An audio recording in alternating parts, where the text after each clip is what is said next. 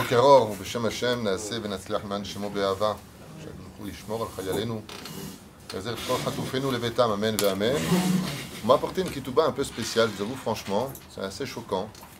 Une ketouba qui a été écrite il y a 28 ans, qui est absolument vide.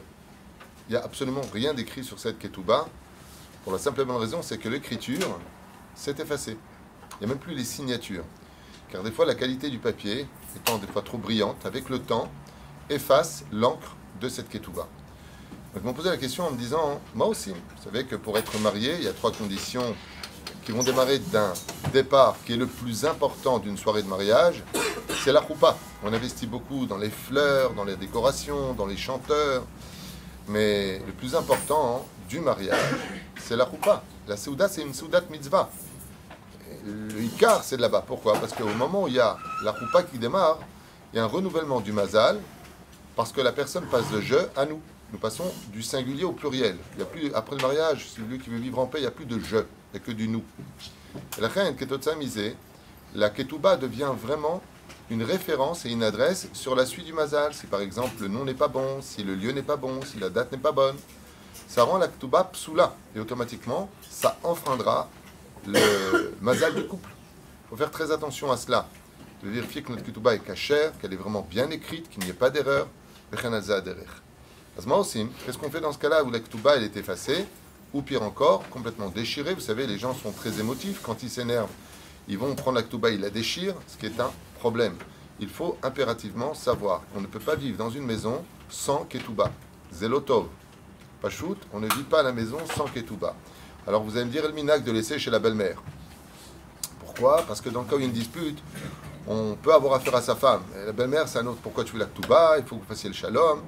C'est une espèce d'obstacle, ça, de marsom. Comment on dit marsom? Barrage, c'est le mot que je cherchais. C'est une espèce de barrage à cette ascension émotive et nerveuse de dès que ça va pas, on arrête. Donc quelque part, Yesh Bezamachou, le Rav Ovadia le ramène que c'est un bon minag de laisser la ketouba. Mais, bien sûr, à partir du moment où on a fait une copie qu'on garde chez soi, à la maison. Il faut impérativement avoir sa propre ketouba à la maison. Pas simplement on la laisse chez la belle-mère. Tu as assez de siloum, tu fais une copie et tu la laisses chez toi. Alors le couple me dit qu'est-ce qu'on fait maintenant? Mais j'étais vraiment choqué quand je vous dis que la ketouba est vide. On dirait qu'elle n'a jamais été écrite. Et on les a envoyés au Beddin. Il faut refaire impérativement la ketouba et en même temps ce sera l'occasion de vérifier qui étaient les témoins. Je rappellerai une fois de plus, comme on en a souvent parlé, que les principaux, je dis bien, les principaux moteurs du couple, ce sont les 2 témoins qu'on prendra. Il est même plus important que le Rav. Vous prenez par exemple un Rav pour marier, Rav Bogos, qui s'est chanté sympathique, Steve Rav Tuitou, bon, c'est bien. Mais qu'est-ce qui est plus important que le Rav Tuitou sur une roupa? Les 2 témoins, qui soient vraiment kasher, la méadrine. Il ne faut pas prendre un témoin qui vient parce qu'il est soi-disant Shomer Shabbat, alors qu'il n'étudie même pas la Torah, et tout de suite après le mariage, il va danser mélangé. Ce témoin-là n'est pas soul pour le mariage. Vadaï qu'il n'est pas soul. Au verbe Averot Hamurot. Et la reine, Bezrat Hashem Itbarach, vérifiez bien le problème de vos ketubot, si des lettres se sont effacées, s'il y a des choses, vous avez le devoir de l'Obédine. Ils sont partis au Bédine, ils ont pris 2 témoins, ils ont reconstitué la ketouba, Bezrat Hashem. En Israël, on n'a pas ce problème, grâce à Dieu. Pourquoi? Parce qu'il y a un étek. Automatiquement, vous allez à la Rabbanout, tu as perdu ta ketouba, quoi que ce soit, ils te sortent la copie. Parce que le Rav complit est l'original et la copie. Et le étek, la copie est à la Rabbanout. Donc automatiquement, ici on n'a pas de problème. Mais dans le cas où quelqu'un se serait marié aux États-Unis, où il n'y a pas de consistoire, ou alors en France où il n'y a pas de copie, il y a un compte rendu, mais il n'y a pas une double ketouba, dans ce cas-là, Bezrat Hashem, faites toujours une copie d'ailleurs, mettez-la de côté de votre ketouba, de telle façon à ce que Bezrat Hashem, cela vous accompagne toute votre vie et que vous n'ayez le plaisir de la ressortir que pour le mariage de vos enfants. Ken? Il y a des gens qui disent que la ketouba c'est un parchemin. Oui. Est-ce que c'est mieux de prendre un papier qui nous donne par exemple la licence d'Israël, donne un papier, mais après c'est pas un parchemin. Oui. En France, on a l'habitude de faire avec un parchemin, on écrit. Est-ce qu'il y a une... En France, on prend un parchemin, je connais très bien les ketubot français, j'ai fait plusieurs mariages en France.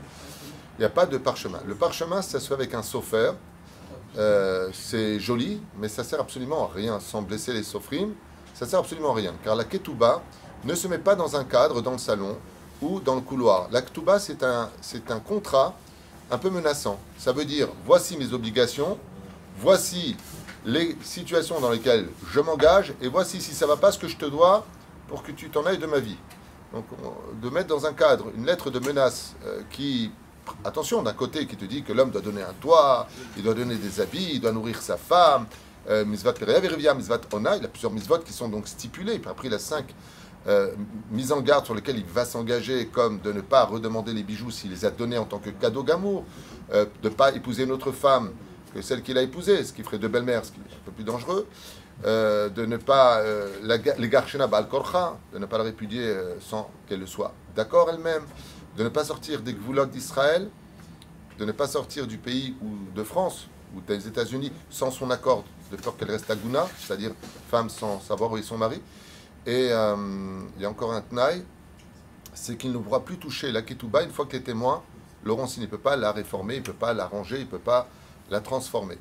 C'est les 5 conditions sur lesquelles il va s'engager et jurer Bejwa Hamoura devant les 2 témoins, Bezrat Hashem, de respecter les engagements de la ketouba. D'ailleurs, c'est très important d'en parler parce qu'il faudrait peut-être dire aux gens, surtout aux jeunes, quoique qui est jeune et qui vieux aujourd'hui avec tout ce qui se passe, mais se marier veut dire s'engager dans des responsabilités avec maturité.